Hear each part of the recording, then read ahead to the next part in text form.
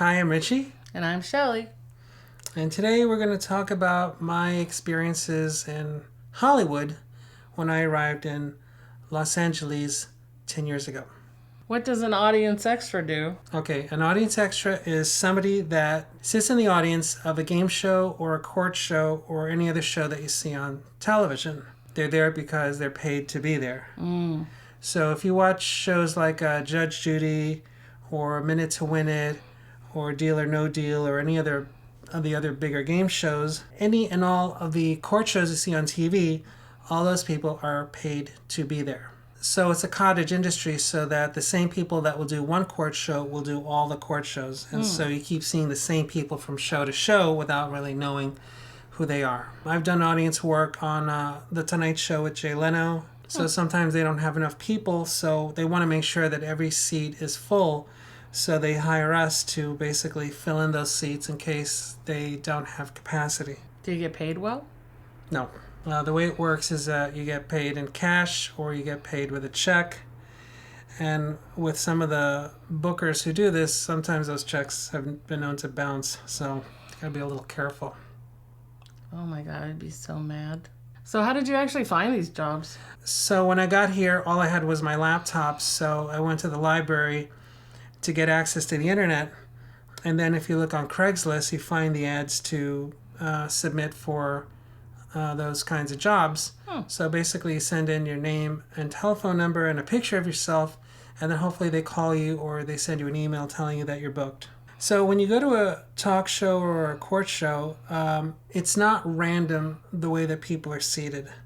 For example, they'll have the audience seated, and then the producer will come in and they'll say, okay, miss, you sit here, sir, you sit over there.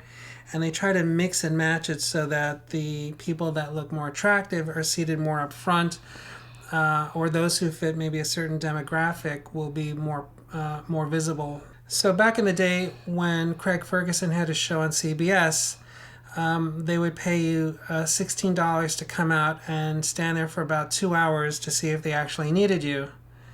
And then more often than not, they did need you. So you would just go home and you got your $16.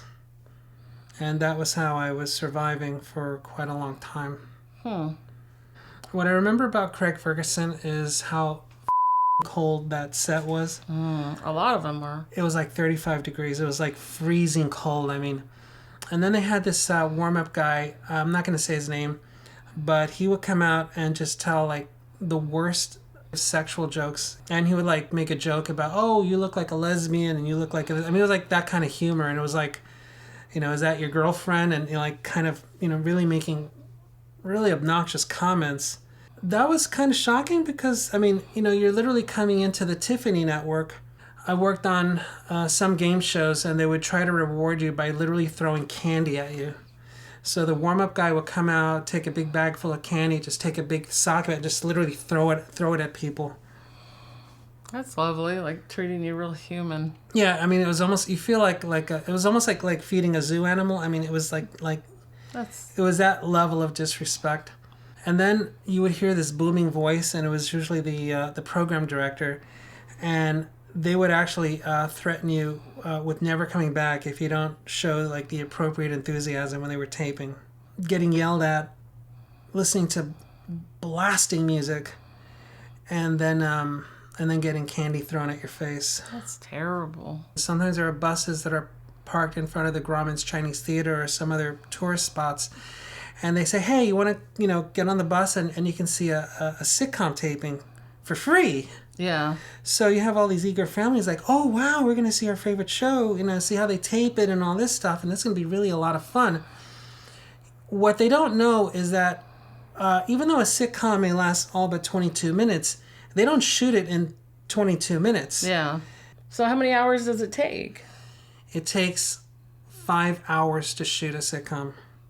So imagine the fun of being in a freezing cold soundstage in the dark, watching the same scene over and over and over again, and then in between takes listening to really loud music or a really unfunny warm-up guy. Do they let you like go to the restroom or anything? they'll designate times that you're allowed to go to the restroom. But the thing is, you're kind of trapped because if you're a tourist, they took you by a bus into the studio. You have no real way to get back to where you came from. So you're at their mercy for those 5 hours. Oh, gosh. If I ever have friends or family coming, I will warn them. And what do you get for it? You get candy. Lots of candy. So the people that they rake in, they get nothing. No, if you don't get paid, there's none of that stuff. When you watch a sitcom and the audience is laughing, they already know what the joke is. They're strongly encouraged to laugh.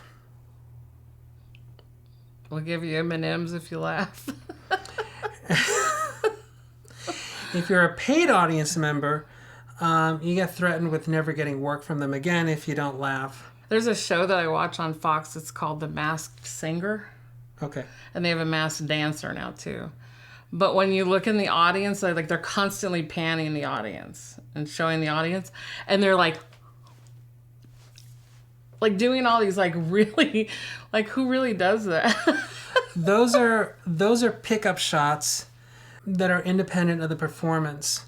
So when they get all the shots that they need on stage, they do the pickups, and so they'll ask the audience to react in certain ways. So they'll say, okay, everybody, on a scale of 1 to 10, we want everybody to applaud at let's say 5. So everybody's politely applauding, looking at each other, having a good time. Okay, we're gonna ramp it up now. Give me an applause at a level 8, and everybody's like.